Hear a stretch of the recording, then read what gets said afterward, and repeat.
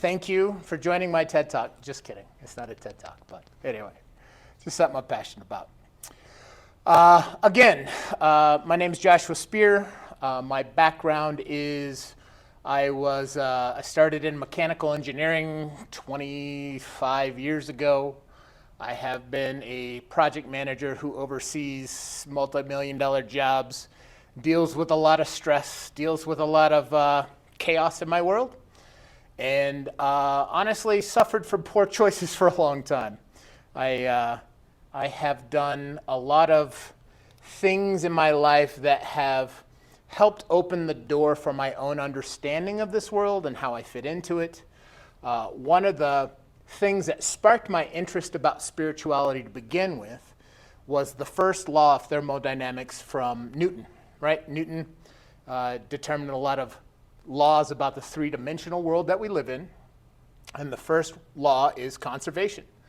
That is, energy never stops, it only changes form. So in that, right, I wasn't really raised with spiritual backgrounds.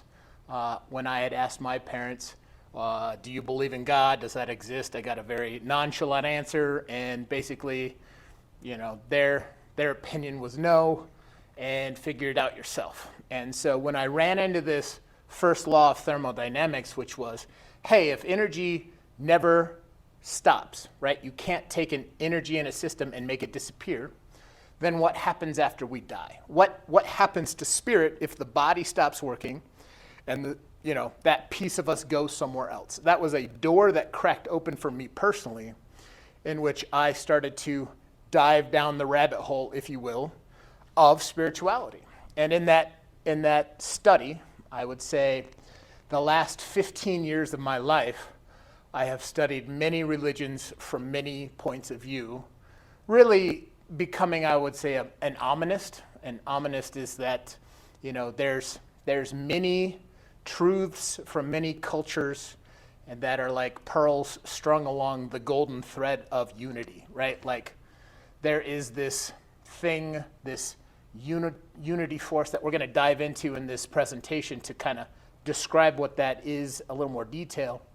But every culture has a beautiful way of presenting their attachment, their connection to this conscious awareness, to this being, to this entity, to this thing that is in a Western religion sense outside of you, in a Buddhist religious sense inside of you. And when you look at the fundamentals of everything, it's about the only thing that is constant throughout. But I digress. We will get through those parts. So I wanted to start this presentation with a quote from Rumi. I love Rumi. He is a 16th century poet and has had beautiful things. I'm not going to go into all of his works, but this particular quote reaches me, which is, yesterday I was clever, so I wanted to change the world. Today I'm wise, so I'm changing myself.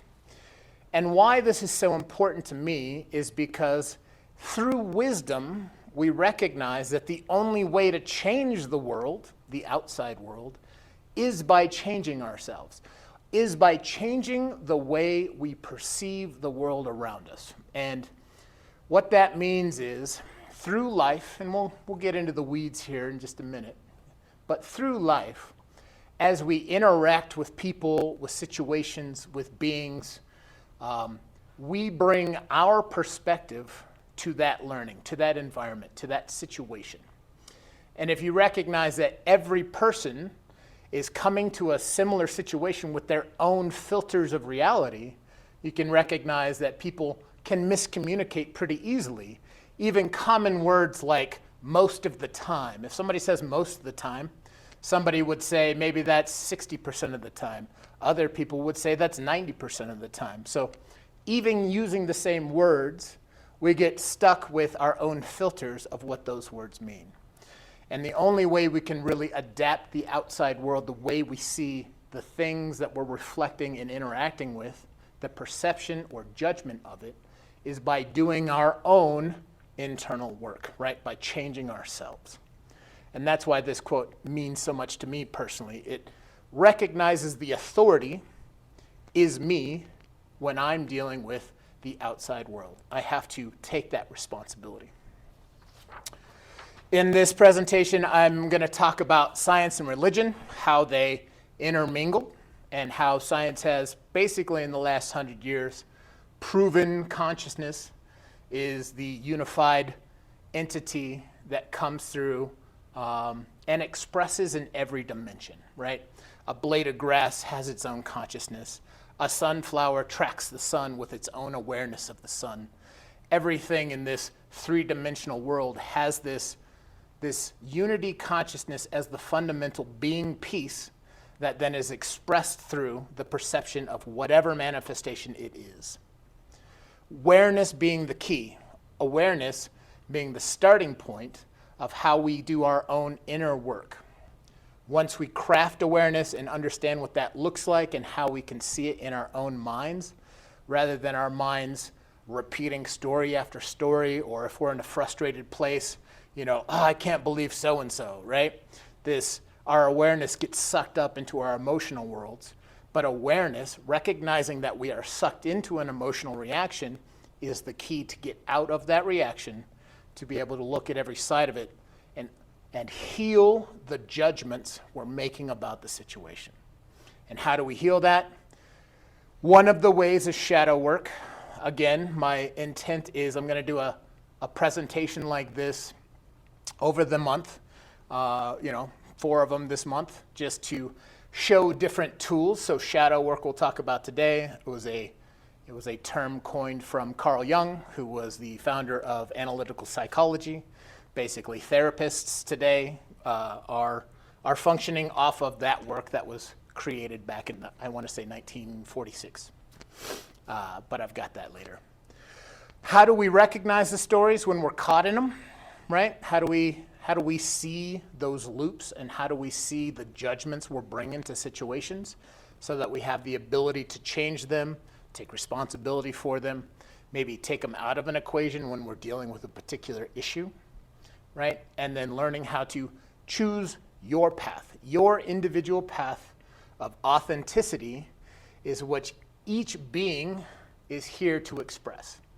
Now, nothing I can say worked for me is going to work for somebody else, because we have our own cage. We have our own way of thinking, our own way of this plus this equals that, because of our experiences, the way we were raised, those types of things guide and mold us when we're really early in life to think certain ways. Now, that can be a hindrance or a help depending on your individual authenticity, but learning through awareness what feels right and what doesn't feel right is the key, right? That's how we get more refined, or as some would say it, more polished by the world around us, right? As individuals, we are this chunk of marble, and to really get the art and beauty out of it, we remove marble as an artist would do to become the polished statue, if you will, just as in a concept of self.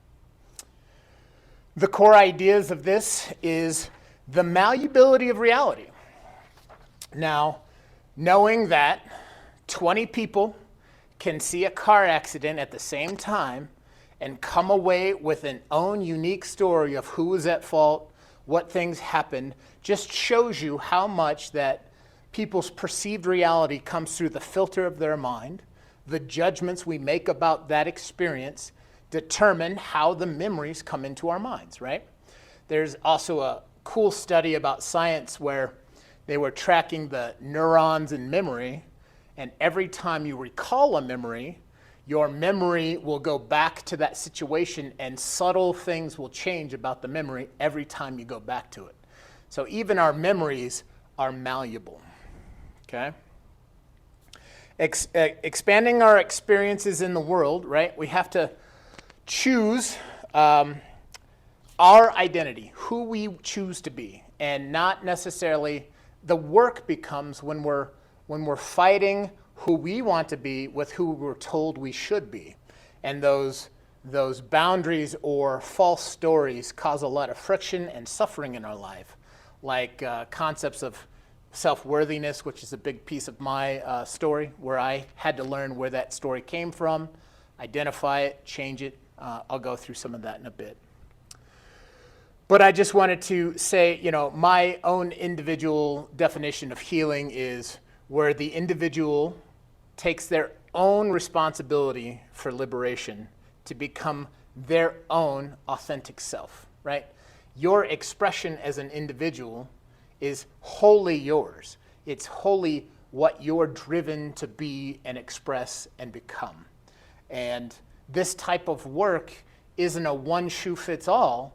It's a, here's the tools. When you find resistance within yourself, pick up a tool and get through that resistance so that you're not continuously facing those walls in your own life, in your own experience. So, a personal story of mine that is a huge shift of a story, and what I mean is a story is some kind of identification of self, who we think we are, what we think our life is going to look like in the future, and whatnot. So for me personally, when I was 17 years old, I was hit by a truck when I was on a motorcycle. I was going from football practice to pick up a friend to go have lunch, and a truck came straight at me. I tried to get around it, couldn't. My motorcycle and my leg went under while the rest of my body went over. I rolled into a ditch. I checked my body. I was like, okay, I was just in an accident. Tried to stand up, and it was just flesh hanging from my knee. So I had to tear off my shirt, put on tourniquets. I stopped the bleeding within like a minute, and they never had to give me a blood transfusion because I was cognizant enough to take care of myself in that way. But the big thing was the story that changed, right? Before that, I was a 17-year-old boy who was a football star in a small hometown that meant nothing. But in my mind, I was going to be X, Y, and Z. I had all of these potentials that I could be, that I was emerging into, that were aligned with what I was told to be, right? Go to college, get a job, have a family, do all these things, and you'll be okay. But when that identity crisis came, that loss of that potential, I had a lot of growing and healing to face. For the longest time, I didn't know if I felt less adept of even being human in some situations. I'm like, I'm not even a full person. Nobody wants to be with me. Those kind of things started to creep into my identity because I didn't have a good foundation of my own true authentic self. I was relying on what other people told me I should be. And that's where that lack of understanding comes in, right? Where taking the authority of self, of what do I choose to create in my life because I'm excited by it. It is my passion to create this life rather than this is what you need to do and being molded by our communities, our parents, our friends, or families, because we're just striving to fit into a world, right? So, where do we start? How do I start to explain the fundamental nature, right? The fundamental nature of existence. So start from the beginning. What is source? What is the unifying piece that we all share? And that is awareness. Awareness in itself, the sheer existence of being, is what has been proven scientifically with the unified field theory. Unified field theory is the study of physical reality that we understand in the 4 dimensions that we have. I know we can say 3-dimensional reality, which is gravitation, physics of this plane, the things that I kind of studied when I was an engineer, right? Friction, drag, all of those things are in this physical reality of the 3D. Beyond that, there are quantum fields, right? There's fields where atoms have different rules that they play by than the physical reality that we're used to. And unified field theory is this study of how do we encompass all of these things, all of these realms, from the microcosmic atomic scale to the physical reality that we're used to the universal right? Planets, galaxies, having light move for hundreds of millions of miles before we even get to the next planet. All of this space, unified field theory dictates that there is this field of intertwining potentials. And basically, there is a potential of everything. In religious context, this would be with Kabbalah, would be the most direct correlation. In Kabbalah, it is called the Ein and Ein Sof, which is the limitless potential of everything. Buddhism has a similar term where it's this limitless light. And it comes through this field, this unified field, and collapses the wave function to be a particular experience of a certain thing. So coming into a human being, coming into a blade of grass, coming into a flower, that awareness collapsing the wave function and becoming something particular. That is that transmutation of awareness into physical reality. Now, photons are the smallest amount of measurable substance that goes from nothingness into physical reality. A photon is a packet of energy. It's a spark of light. Light is the first manifestation of awareness that goes from the absolute potential through this wave function that collapses into light first. Light slows down to create matter. Now, this was all proven with Einstein's theory and equations E equals mc squared, E being energy, m being matter, c squared being the speed of light. So everything is relationed to light slowing down to become matter. So matter, when they look at matter through a microscope, if you will, they look at this fluctuating, pulsing photon. And the way that that happens is light, instead of moving in a straight line, just starts to circle itself and comes in and out of existence something like 26 trillion times per second. It's fluctuating in and out. And that's really just the light spinning around at certain vibrations to create from a beam or wave of light to a physical mass. That's how mass and light are intertwined. There's other particles called boson-Higgs that align those in certain ways. But fundamentally, it's light slowing down to create matter. So consciousness comes into light. Light becomes the building blocks in every dimension that we see, a tree, a bird, a cat, all of these physical forms. And then that awareness is manifest through. Now, in our physical body, we can talk about where that awareness sits, but as a beginning concept, I'm trying to explain how nothingness comes through the wave of unified field and collapses into a particular manifestation. Let me admit. So, other cool things about this very broad spectrum of unified field was something that just popped into our world 2 months ago, I believe. It was Google's quantum chip. I don't know if anybody's heard of that, but that quantum chip took, I got more people in the waiting room. Sorry, give me just a second. And invite. Oh, sorry. Admit all. There we go.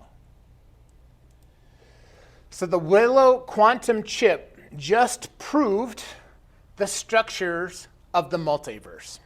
And the way that it proved the multiverse is that this quantum chip has quanta, of course, that's why it's a quantum chip, that solved a problem that would take 10 septillion years to solve, which means in a normal computer, this thing that the computer was solving to test the function of the quantum chip would have taken longer than our entire universe's lifespan times 10. So if we talk about the start of our universe and the collapse of our universe, right, we're only 15 billion years into it at this point, then it solved this problem in the multiverse in like 10 hours. So it went and proved that there were, I don't even know the number off the top of my head, but billions of parallel universe that this chip reached into to use quantum computing power to solve a problem in our dimension, which is huge to think about. It's overwhelming, but it also shows scientific proof that this is where we live. This is how we interact in this world and parallel dimensions simultaneously. This was all kind of started, these quantum theories and quantum field analysis was started when Max Planck and Einstein were getting together in the early 1940s, and they were doing the double slit experiment, which was basically trying to prove whether light was a wave or a particle. Now, the interesting thing is it's both, and it depends if you are observing the results. So if you're not observing the results, then light functions as a wave. If you're observing the results, then light functions as a particle, proving that our conscious awareness, the state of our conscious awareness, affects physical reality. Now, these were things that blew everybody's mind 100 years ago, and it really was the starting place for what we're talking about now with quanta, with quantum entanglement, with how particles can be quantum entangled, which basically means that they're rotating in the same direction. And then you can separate them across billions of years of light space, move one of them, and the other one moves simultaneously without time impacting it, which proves also that these quanta live outside of space-time. They are not connected through the fourth dimension. They're connected through a space beyond the fourth dimension. I am open to questions if you need them. I'm just going to kind of push through and then have a good question and answers at the end of this for anybody who wants to go down rabbit holes. So for science and religion, right? One of the major aspects of religion is this higher consciousness. So in Christianity, Jesus refers to the Father.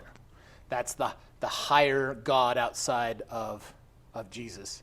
In Hinduism, they consider that Brahma, Vishnu, Shiva. These are the higher states of awareness. There are many cultures that talk about our higher selves, our higher spiritual aspects, right? Our own individual Godhead that our subconscious is a powerhouse of. So we have our conscious mind, we also have a subconscious mind, and past the subconscious mind is our highest self, trying to guide and nurture us through our own chaos, I like to call it, where I'm trying to push forward and get something done. And my higher self is usually like, hey, there's a much easier way to do this. Learning how to listen to that is a huge piece of my own healing too. The three forces I refer to in religion is most religions have a Godhead that is three different things in one. So in Hindu, like I said, it was Brahma, Vishnu, Shiva, which is the creative force, the sustaining force, and the destructive force. In ancient Egypt, it would be Isis, Osiris, and Horus would be the three forces that that religion is based around. In Christianity, it's called the Father, the Son, the Holy Spirit. Those are the three forces of that Godhead, if you will. That is that conscious awareness before it comes through that unified field and collapses the field into a particular manifestation. So quantum and unified field theories suggest universe energies from fundamental field potentials. Now, I get that that's a little confusing, but it's basically where matter, mind, spirit, and again, matter is a function of energy, of vibration, and not really something solid. We consider it solid in this world after it has manifested as light and slowed down into matter. But once that wave function collapses into a particular expression, that's how that quantum field is reached, touched, understood. Basically, that being state before we apply all the stories on top of ourselves is that true potential that we all hold and the unity that we all share. The reason I have this picture of a universe in a bottle is to really help you start understanding like quantum entanglement and the lack of space-time. There is in our universe, we call space actual space-time. It's both things simultaneously interwoven. And as a planet has a certain density, it affects the space-time field in different ways. That's why, I don't know if anybody ever watched the movie Interstellar, but time works different on different planets. I know that's a unique concept to some people. But in quantum entanglement, where I was talking about these quanta, right, spinning, rotating in a certain direction, separating them, and then changing one and the other being affected simultaneously, shows and proves that outside of our fourth dimensional reality, there is more space. There's something holding our four-dimensional space. Now that is the unmanifest coming through the quantum field. There's other ways to look at it, like spirit coming into the physical reality to be in a particular time or season. There's lots of research and theories that show thoughts or ways of thinking to show that time is an illusion. Time is something that our mind makes us. It helps us deal with the world we're in, but you can kind of see how the mind is the filter of time when you consider dreaming. When you're dreaming, you can be in one space and then the next second be somewhere completely different. And it didn't take any time to go from one place to another. And that's one of the greatest, filters to consider when you're considering the theory of no time. Again, we deal with time all the time, right? I scheduled this presentation at 6 o'clock on Thursday. There is time that we deal with in physical reality, of course. All I'm suggesting is that in a space outside of the four-dimensional reality that we know, there's things that time doesn't impact. Time doesn't impact spirit, if that makes sense, right? Because it's on the outside. So if you look at this diagram, it's a fun little picture of a daisy. But what I love about this concept is that time is, or consciousness, the field of consciousness before it hits this unified field and becomes something, is this whole space that is surrounding everything. It's everything we understand is this four-dimensional planets, aliens, each other, atomic structures. All the things that happen in our known universe are what we consider this four-dimensional realm. Outside of that, spirit, consciousness, awareness is coming into this realm to experience it a certain way, comes out of the realm and comes back into the realm as something else, comes out of the realm, comes back into the realm as something else. And so I try to play this game with myself in thinking of, that person that just cut me off on the road that I'm super pissed off about, like, screw that guy.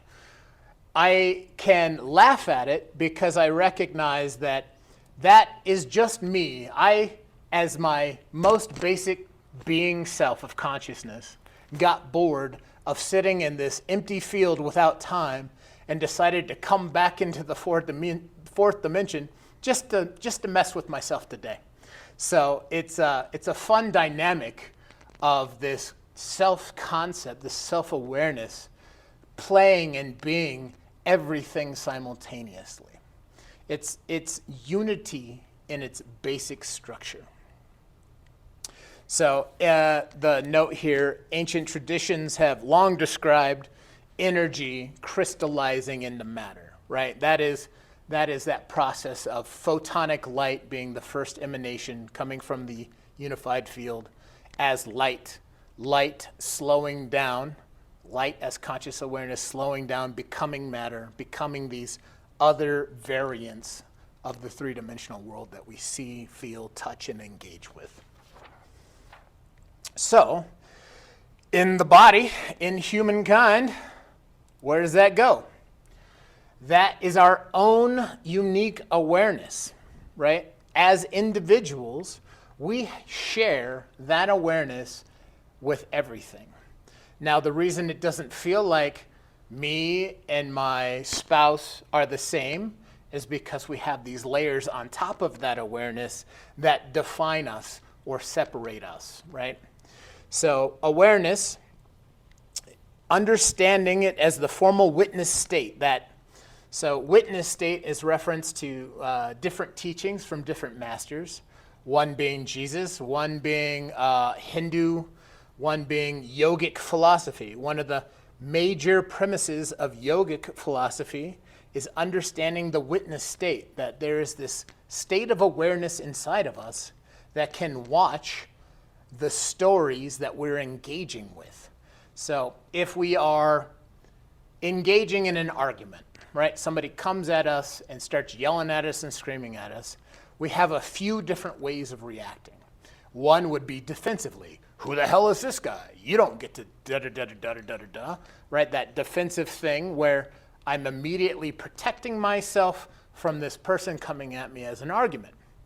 The witness state is where we can take that engagement and look at it from a distance to say, oh, there's somebody coming to argue with me. Oh, there's my reaction to defend myself. Oh, I see that they see that. Oh, I'm reacting. You know what I mean? It's this removed state where we're not engaging in the story, but we're watching the story unfold. That's what gives us space. That awareness is what gives us space to change the story. Okay? Uncovering stories and illusions. This is where we all get stuck. We all get stuck in emotional reactions, in traumas that we've experienced. We get into similar situations where we've had a traumatic experience in the past, so we're already coming in defensive. Well, I got to protect myself. So these are the stories we're adding on top of our being awareness, which is that unified connection that we all share.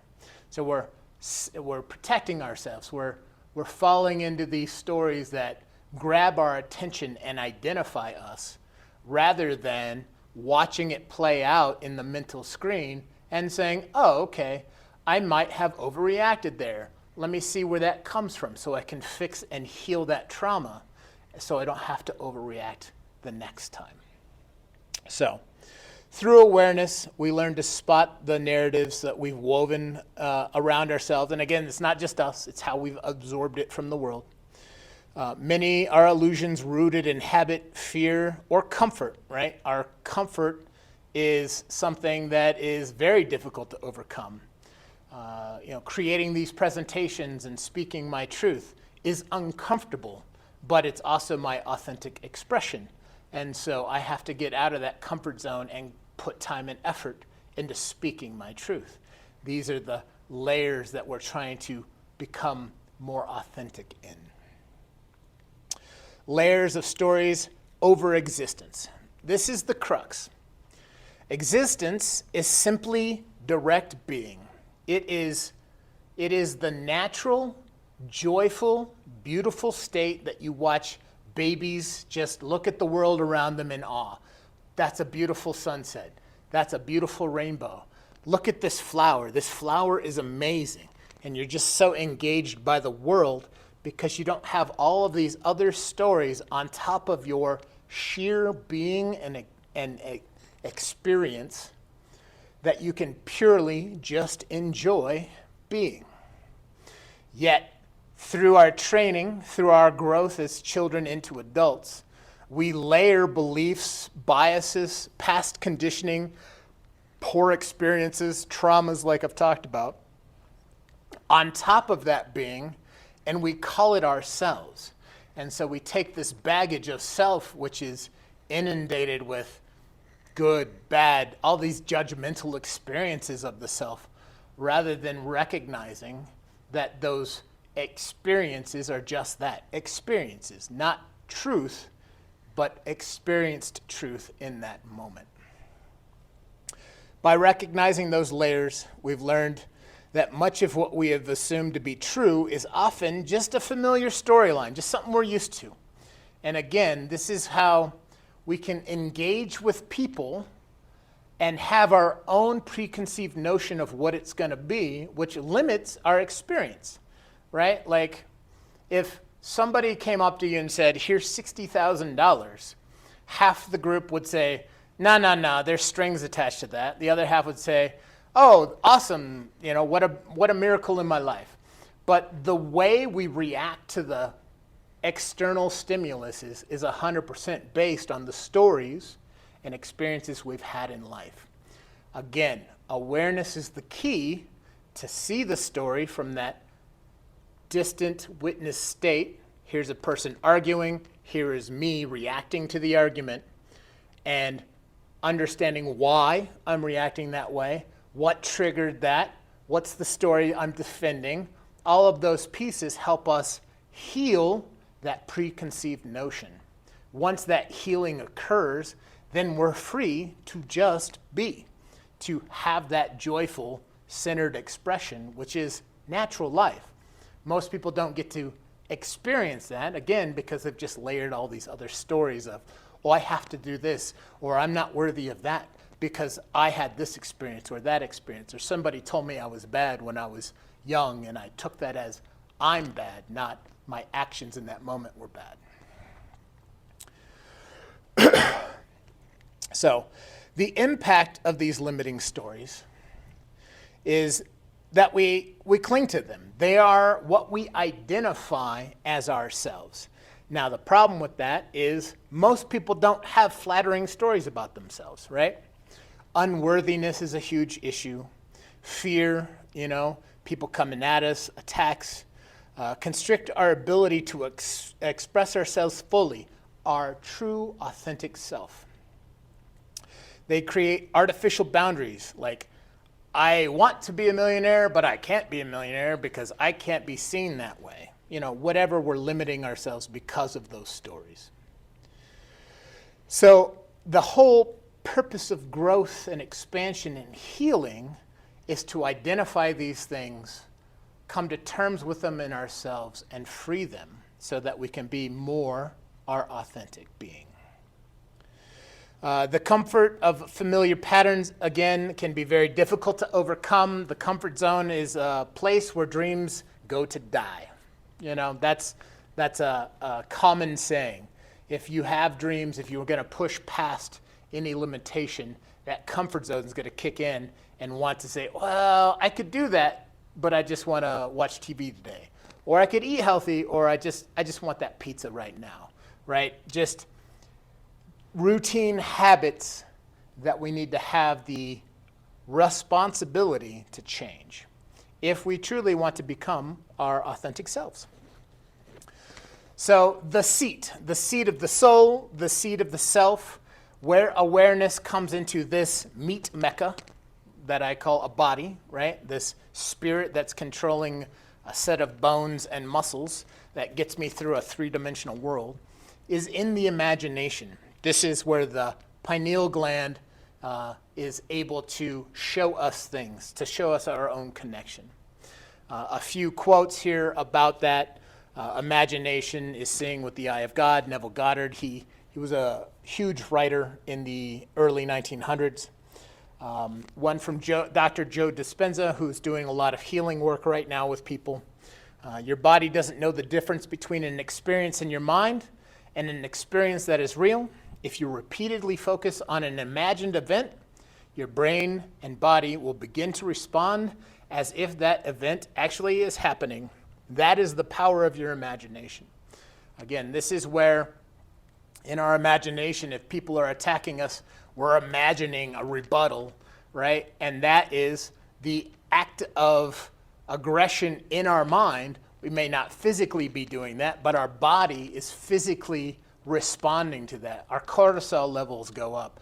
We react to stress. We start to sweat. We start to, get panicky.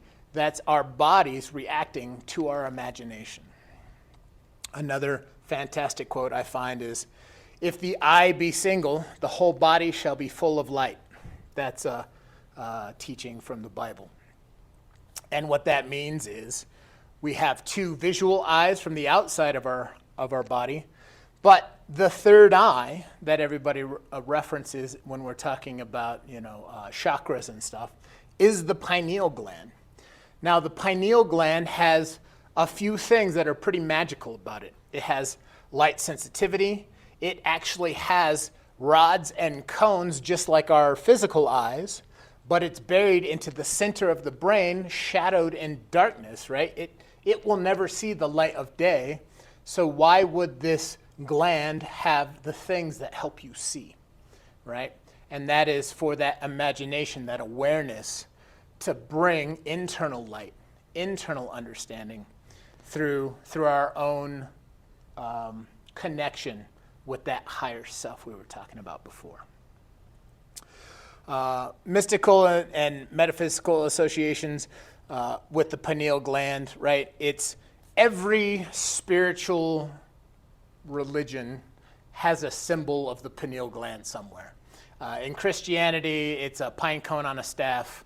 In Aztec, it's a Quetzalcoatl, is the god of that particular race. The pineal gland is that intersection.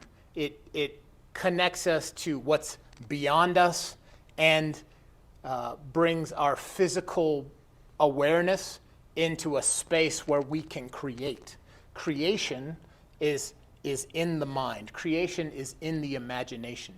Everything that has ever been created by a human being was first created in this space of the pineal gland through the power of imagination.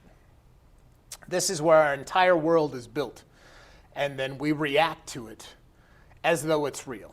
Those are the illusions that we see in this world. So, in the illusionary world, right, we don't see things as they are outside of us. We see things as we are inside. Again, to the Rumi quote, if I want to change the world, I have the wisdom to change myself. This illusionary world comes from our childhood experiences, influences of the people in our lives, right? I consider it like I was taught how to fit into a broken world by broken people. And so I don't judge them for what they taught me, but I recognize it's limited at best. And I have to take the responsibility to find my own truth, to find my own understanding and connection to spirit, to physical reality, to another version of unity, which is the person next to me, to my dog, to the plants in my house, right? So in this cultivating of the illusionary world, the family is a huge proponent, right? Even a child doesn't even recognize that they are individual beings until about the age of 7. Until then, they're just absorbing the patterns, the thought processes, the experiences of the world around them to say, okay, this is how I have to fit into this thing outside of me. This is how I'm going to be loved. This is how I'm going to be accepted, by behaving in these ways. And in that understanding, right, it could be real or unreal. It depends on the situation. So in a negative cycled family, you can learn a lot of negative patterns that don't help you in the outer world when fitting in with trying to become a billionaire, trying to, create solutions for the world. Those belief systems are going to clash. Other influences of the illusionary world are cultural, right? Where do you live? Third world countries, America, India, they're all going to have a cultural bias, a cultural teaching that is going to influence that world that we see through our imagination.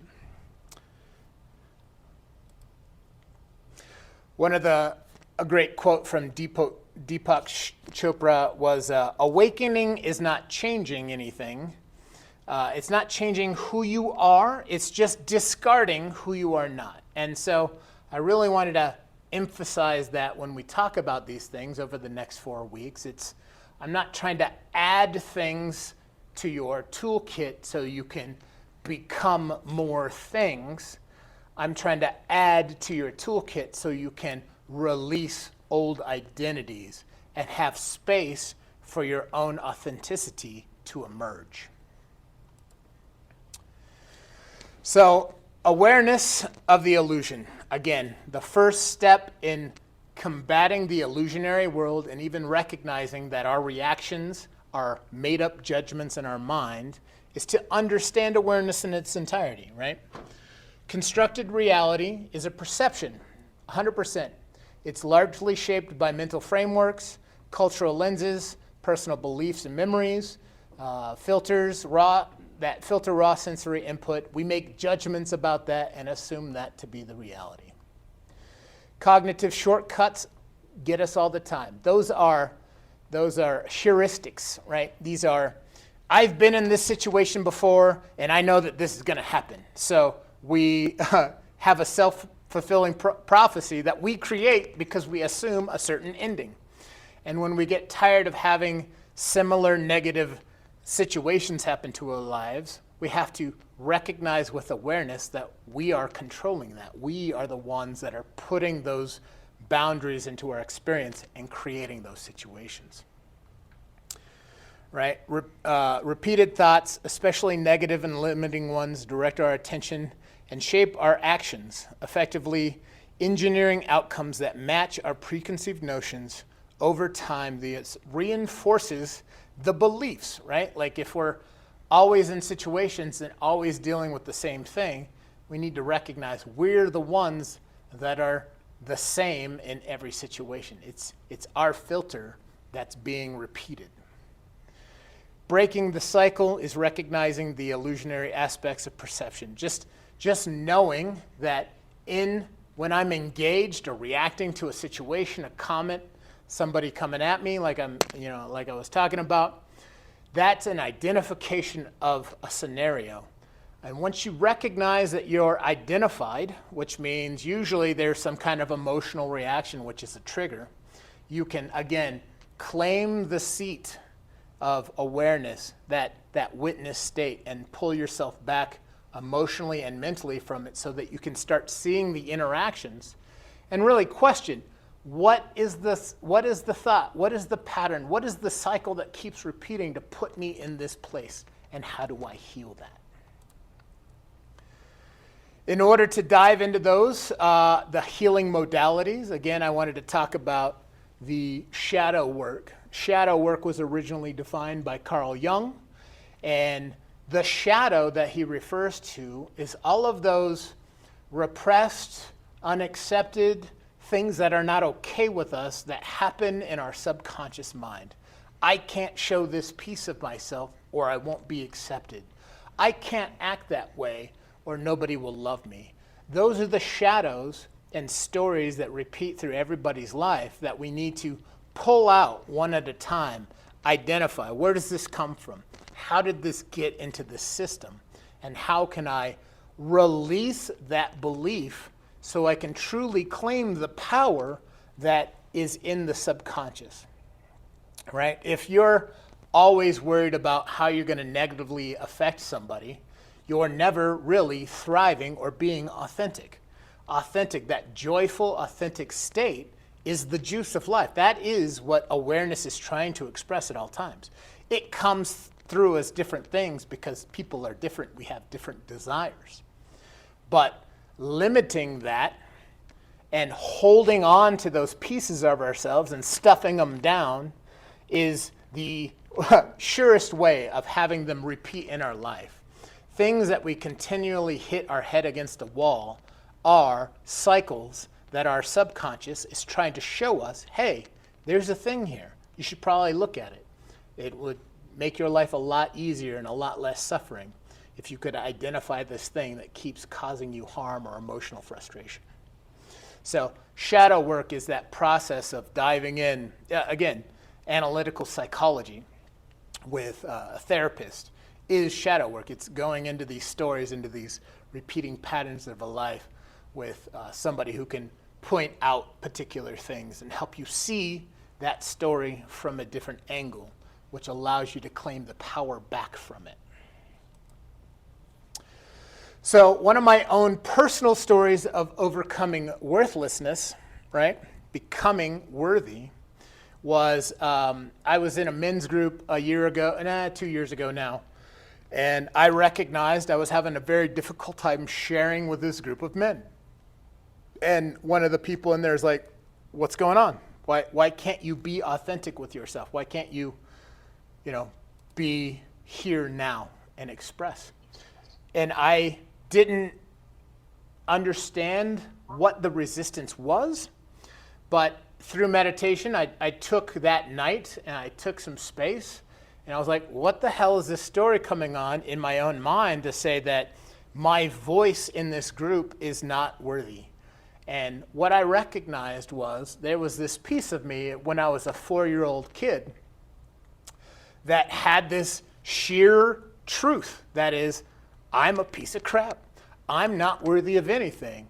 And as an adult, looking back into those emotional spaces of my younger self, I recognize that a 4-year-old does not have the capacity to judge himself this way. There's not enough life that a 4-year-old has lived to say, I'm worthy or unworthy. So I had to have picked it up somewhere else. Where could this energy have been absorbed from? And I remembered within seconds that my father had tried to commit suicide at that same time. In the house, I remember seeing blood all over the bathroom. He had broken the glass in the bathroom. And, he didn't die. We got medical attention and whatnot. But I knew in that moment that me as the child was absorbing that feeling as my own. And I didn't know that I could have my own space and my own understanding of self. And once I recognized where it came into me from, I now had the ability to redefine myself. And I looked through my 20, 40 years of existence to say, okay, if my identity of worthiness is not real, what can I look back in my own life and claim? Am I a worthy person? Am I not? And I've looked through my heart, my ability to help people love, to show up with every ounce of myself whenever people want, need, or desire to be around, right? Like, I recognize my own worth as a loving human being. And immediately, I felt that just flood this space that was empty for so long. And this is what I mean by seeing the story, understanding what created this story, so that you can now create space for a new story to claim your power, which allows you to choose a different future, right? Rather than something I've been dragging myself through, I now get to claim and express and be my fullest authentic self. So I just wanted to share that as a simple example of shadow work. Through those experiences, I just want to remind everybody, Carl Jung, a great quote from him was, "I am not what happened to me, I am what I choose to become." What happens to me, what happened to me, is a function of an upbringing that was outside of my control. Most of life is not something that we can control, right? Like, we work in environments, we have to deal with people. People forget stuff, things explode. We have to deal with whatever is showing up in the outside world. The key is to accept it as fast as you can so that you're not having resistance to what is going on in the outside world. You get to create the world you live in. How do you see? How do you choose to be? How do you choose to give other people space to become their authentic selves, right?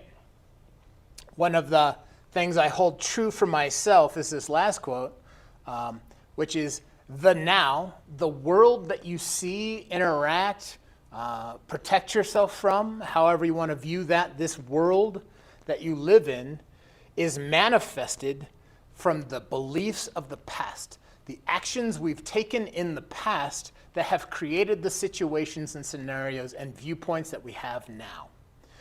But your future manifestation, your future life, and where you will become is based on your now beliefs, not your past beliefs. So at any time, you can change your life by recognizing the limiting beliefs you have now, facing those, freeing those, becoming a new now, which will create a new future. The paths of transformation, we've talked about this in a roundabout way, but this is a very specific way, right? Is to recognize the limiting beliefs. What are the stories? What are the loops of mind? If you're thinking about something that frustrated you 10 times and it just keeps looping over and over and over, right?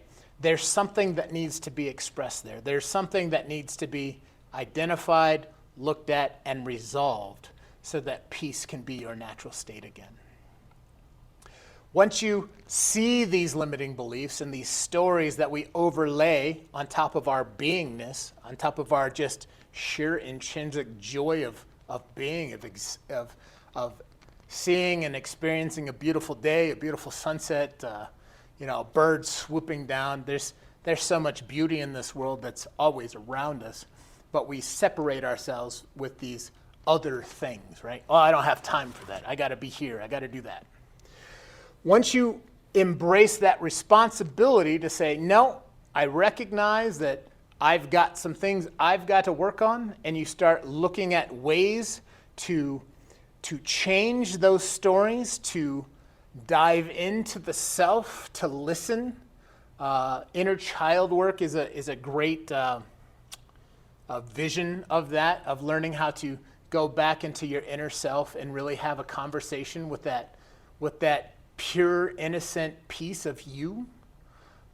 There's a lot of healing that can come in those conversations between the now that is you and that beautiful, again, pure essence of yourself, which most people consider that inner child. Releasing attachment to the story. That is the number one thing to free ourselves. This looks like not accepting whatever is showing up. Whenever there's resistance to however the world is showing up in this moment, based on our judgments of what is showing up in this moment, right? Those are the stories. Well, I can't be here because the last time I was here, I was traumatized by it. So I got to get out. I got to be safe, right? Once we find acceptance to whatever is showing up, we then release the stories. We release those traumas. We say, cool, that was an old experience. I'm here now. What is this showing me here? How can I be my most authentic self in loving compassion to however the world is manifesting? Finding your freedom, your own personal freedom, comes down to recognizing that you are the creator of your life. The frustrations in your life are created by your perception of your life. And when you want to release those frustrations, you need to learn how to release the illusional stories that hold you in that particular perception. It all starts with awareness. It all starts with taking that awareness, recognizing we're engaged, recognizing we're in fight or flight, recognizing that there's something that we're challenging ourselves with or challenging the world with, allowing space so that we can see it from that witness state, diving down into the shadow, which is what does this scenario mean about me? Why am I running? Why am I so afraid? What are those bars of the cage that I hold myself in, so that we can see those, release those stories, and really claim our power back into our own personal freedom. And just a reminder that I put on there, being grateful brings more opportunities to feel grateful, right? As we show up with gratitude, we create energy in the world to have more gratitude of how the world keeps showing back up. It's a mirror principle, right? We'll dive into mirror principles and other techniques into other presentations. But that was my first attempt at hitting an hour, and I think I hit it. So I would say we are open for conversation. Any questions? Anything you saw, anything you want to challenge, or any other thoughts? I am totally open for questions and feedback. Hey, Neil. Hi. Thank you very much for this energy that you put into this presentation. It's beautiful, and I appreciate your explaining of everything. I kind of came in and out. I didn't get the code in the beginning, so but what I wanted to say was, I really liked the part about creating space. It was a cool perspective to think of in that way, of just creating the space for the awareness. Yeah. Which is kind of what you said was that is unity, which I really love that. The part about the shadow, one of the things, so a statement, I guess, is more of a statement. One of the things I've been sort of realizing is, sometimes things show up to show you something about yourself. Mm-hmm. But like today, I'll just give you an example. Me and Kata were walking the dog, okay? And we're in this like nature place. It's in like a nice place in town called Lone Tree. Laura, we hiked that trail that we've been on once before to the top. So we let the dog off the leash, right? And the dog pooped down in the dirt. Like, poop's really good for a lot of things, actually. Like, it's really helpful. But on the way back, the people that lived there in these nice, like, I don't know, $3 million houses, were a little upset that we let the dog poop there and we didn't pick it up. And so this lady, the guy's like, could you please get your dog to pick up the poop? Or he didn't say please. He was like, he didn't call it poop either. He said, "Dog poop." Yeah. Anyway, so we did. And it was funny because as the dog pooped, I said out loud, Kata, we have to pick that up. I said that. We have to pick that up, right? Yeah. And she's like, yeah, that's the best place for the poop to be, like, out of all the places. Anyway, this is a dog that belongs to the family. She takes care of the kids and the dog. So we just go and we come back. The lady gets livid. She comes out of the house. She's like, got bags in her hands, telling us how, like, there's laws against that. And like, Sure. other stuff, And I just looked up at her and I smiled at her. I said, have a nice day, as we were walking off, and that just made her even more pissed off. Yep. And so then there's the part where it's like, one, we were like kind of daydreaming a little bit how cool it would be to live in that neighborhood. It's right up against the hill, up in this nice place, right? We were daydreaming about it on our hike, and so one, I got clarity. Like, I don't necessarily want to live right there, right? Like, maybe. And two, we said, like, money doesn't make you happy, which we already know that, but it was like a reaffirmation of that. Three was like, the last thing I want to do is, if I'm getting pissed off at somebody's dog over there pooping somewhere, like, something went wrong. I'm off the rails, Yeah. Like, and then it's like, but I can still look inside and go, okay, where am I overreacting in my life? I can take responsibility for that, and I can probably find somewhere. But also sometimes, maybe it was just to show me, like, I was being idealistic about living in that neighborhood, but that's not the neighborhood for me. I want to live somewhere where the neighbors are cool, where, like, it's more relaxed, like, where dogs are free to be free, like, Free to be dogs. Kind of thing. Yeah. So, how do you decode that in the shadow language? No, I think that's exactly a great example, right? It's the world coming to attack, and there's a couple choices there. I can say, oh, I need to be defensive and I've got to do this, or I can meet it with love and say, I recognize that that offends you. No problem. I'll go take care of that. And that's it, right? Like that's the energy exchange. It's not, I'm going to react. I'm not going to add more to this conversation because it's a waste of effort on everybody's part. Where when you get stuck in those combative states, right, without that space, without that awareness, that stuff can escalate so fast and create 10 times the suffering than just a simple interaction of, I recognize you're having a rough moment. I can see that with compassion. I can offer a response and take care of that thing for you and have a blessed day, right? But that's the energetic love giving to a combative moment rather than becoming combative, right? That's what awareness gives you space for. Yeah. Yeah, we'd already picked up the poop by the time she came out mad. Sure. So I'm going to take it as just clarity of the neighborhood. One. Because it's true, like, I've been really getting aware of how my mind wants certain things, but I don't think those things are in resonance with my real vibration. Sure. You know? Like, sure. yeah. And where do those Sometimes wants we come just from? want stuff because, like, kind of like the conditioning of the kids and Yeah. stuff like that. We get used to running the same loop. Yeah. I'll be okay when I meet that definition somebody else gave me. Yeah. Right? Rather than just choosing to be okay. Yeah, yeah. Beautiful. Thanks so much. Yeah. Appreciate it. Am I on? Yeah. Can you hear Yeah, me go ahead, now? Rose. No, can't hear me. Yes, we can, Rose. Go for it. Okay. I am, and probably I need to do more reading or something, but I'm not really clear on third, fourth, and fifth dimension. Like I got, this is the third dimension and the fourth dimension. It's both. Yeah. And then the fifth dimension is spirit. Can you give real quick, do that again? Sure. And there's so many ways to talk about this, okay? In actual quantum theory, they talk about 10 dimensions. So it even gets more complex than what I'm talking about.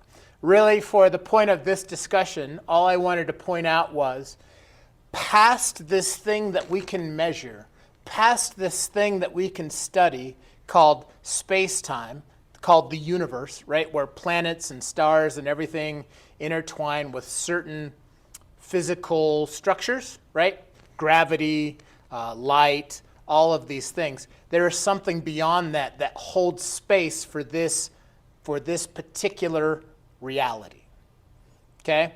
And in actual quantum theory, they talk about 10 dimensions. String theory, I don't know if you've ever heard that word, but if you imagine like a guitar string only makes sound when you tighten it in one dimension, and then you pluck it in the other dimensions, right? Then it vibrates and makes sound against a guitar. But the tuning of that string is in one dimension. The vibration happens in the up-down motion. Now, in a 10th dimensional reality, imagine that string being pulled, and then there's 9 other dimensions that are vibrating in different vectors, I guess is a good word. Up, down, sideways, in, out. You know what I mean? That's where it gets very confusing for me, too. So I think the biggest piece that I just want to contemplate is beyond what we say as physical meat suit, right? Consciousness coming into this 3D reality. There is something that holds that space for this world that we understand. And it exists outside of this world. Exactly. Well, the fourth is what most people consider as space-time, right? Space and time are one entity, and they are affected by different phenomenon. Like I was saying, the movie Interstellar kind of demonstrates that with planets that have different densities. They speed up time versus the time that we're used to. We're used to 12 months in a year, a week of 7 days, 24 hours in a day, right? We could take that same structure of time and put it on a different planet, and it would be different things. It would be a 16-hour day instead of a 24-hour day, right? Like, that is a malleable property of this universe that we understand. Outside of that is many things, I assume, right? I know spirit is one of those. I know quanta is one of those. Quantum field theory, quantum mechanics. Quanta are the smallest particles that they can talk about in this physical reality because we can see them, we can entangle them, we can measure them, we can put them across distances now. In fact, I want to say in October, they did the first test of quantum entanglement past existing cables in the ocean. So right now, our countries are connected through fibers that lay in the ocean. And they did these tests with quantum mechanics to put one particle in America, one particle in Europe. They change this one, and the other one changes automatically without time delay, showing that space-time is not the limiting factor. Okay? And this is what spy phone technology is going to right now, where people can have two phones that are paired together, and then you put them across the Earth, and there will be no delay or no static because I'm playing with the quanta in this one device, and it's automatically making the same changes. So pitch, voice, what I'm speaking, the words, the tonality will be picked up in the other device automatically, simultaneously. That's the technology that's being built right now based on this study of quantum mechanics. Thank you. Yeah. So, and one of the other things that I'll bring, right, these other snippets that I'm putting together, I have this concept, which I call it the game of love, or this, if you can imagine spirit just being on the outside of space-time going, oh, I'm going to go play with this, jumps into physical reality, has an experience, we pass away, we go back to this plane of spirit and go, oh, that was so cool. It's like a dream within a dream, right? So when we dream, time isn't a factor. When we're awake, time is a factor, right? Like, I got to go to work by a certain time. I got to show up here at a certain time. That is definitely something we all deal with in this physical reality. But as soon as your consciousness goes out of this physical reality into a dream state, time no longer applies. That's why you can have a dream where you're under the ocean or on a different planet or in a different place, and it switches instantaneously, is because time does not affect consciousness like that. The mind processes the world, and it's hard to say that time is an illusion because we deal with it so many moments of the day, but it's really a construct of our physical being. When we're past the physical being, it no longer plays in our world. So the further removed you are from the physical world, the less time exists, right?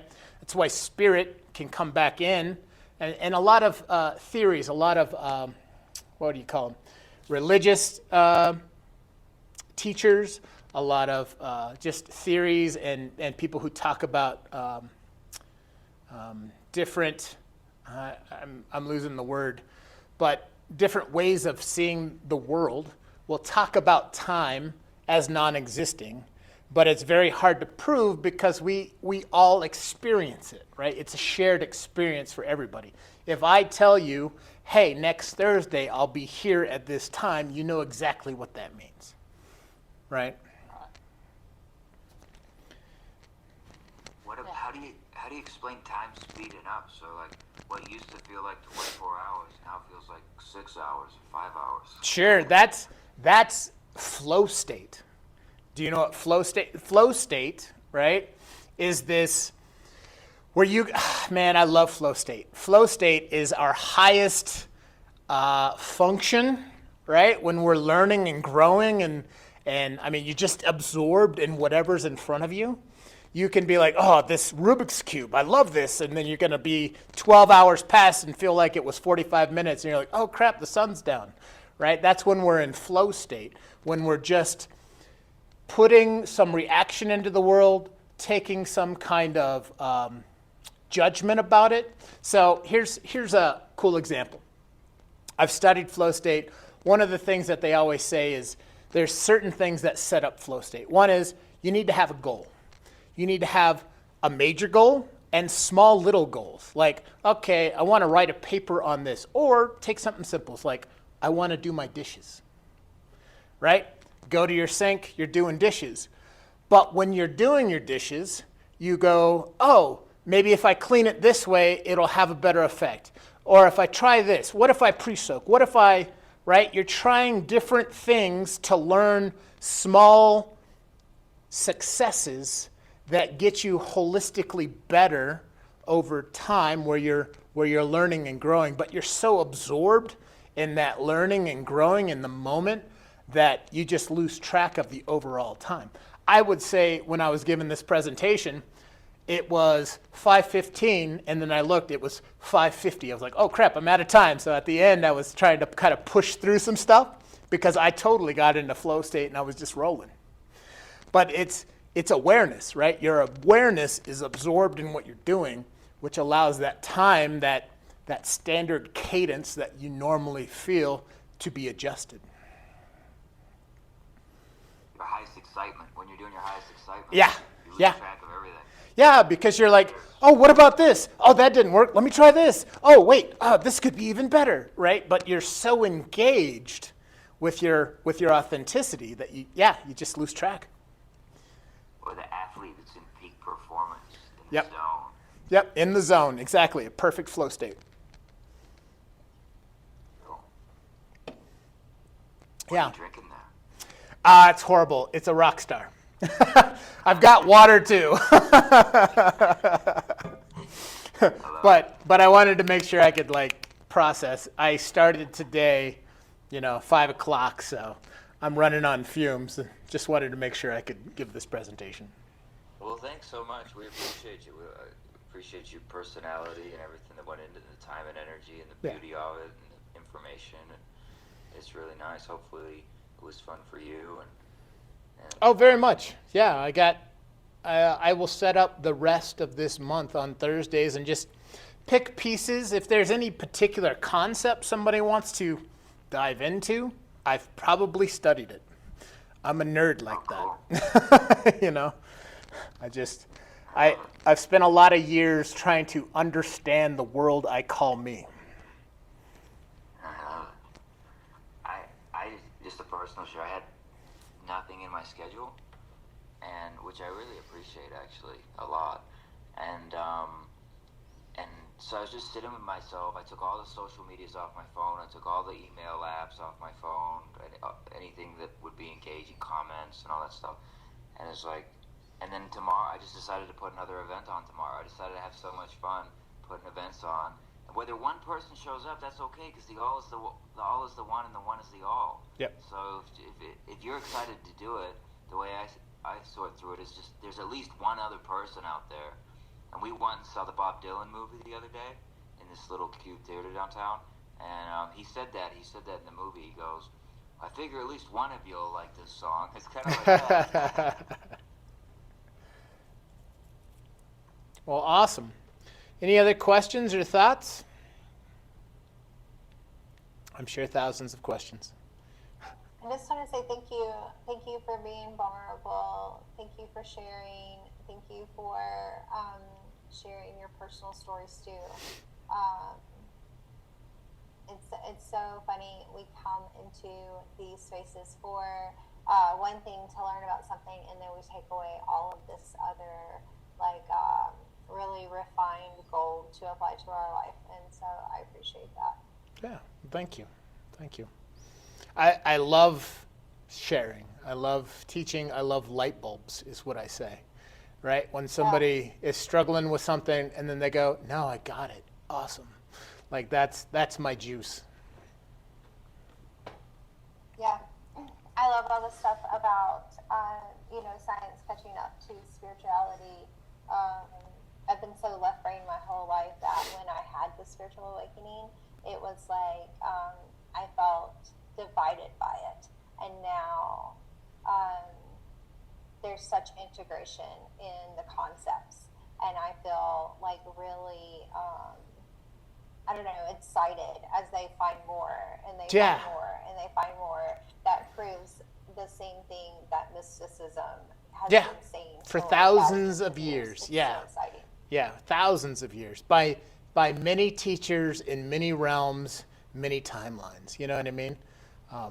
One of the fun things that I recognized, there was this yogic teacher, I want to say in the 1600s, and he was like, I've done such deep meditation, I can feel the vibration of life coming in and out of existence in myself, and it's this many times per second. And then 200 years later, a physical theorist in, I want to say Berkeley, created a device to measure it. And it was identical to what this yogic teacher was saying hundreds of years before. So it was proven finally what this person was teaching.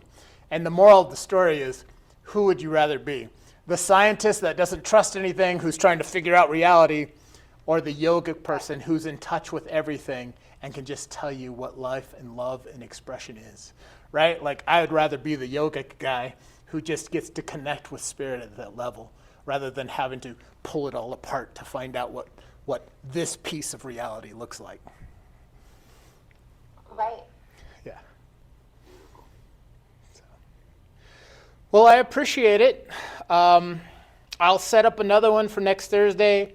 We'll talk, I think, probably more Buddhist thoughts and processes about, Buddhic nature is another term for that awareness that comes through that unified field, right? The Buddhists call it the Buddha nature, what is our intrinsic being, and how we layer those things on top of that being that confine us or create desires, aversions, and ignorance, and how the wheel of samsara, if you've ever heard that term, this is the wheel of life and death and reoccurrence and all of this, all cycles around those three concepts, which is running away from things we don't want, chasing things we want, and the ignorance to not know any better. So. How about chasing things we don't want? Yeah, well, spent a lot of time there too, unfortunately, right? I think it's the same. Yeah. Chasing the things we want and chasing the things we don't want. Yeah. And it's the ignorance part that we didn't know. Yeah. That it was Yeah. the thing that we didn't want. Oh, I thought I wanted this, and when I got it, damn, that hurt. Right. That's the learning, right? That becomes the wisdom. But it created so much experience too, right? So like if I didn't want those things, then I wouldn't have created a whole lot of experience. For sure. I'm deeply grateful for, Absolutely, absolutely.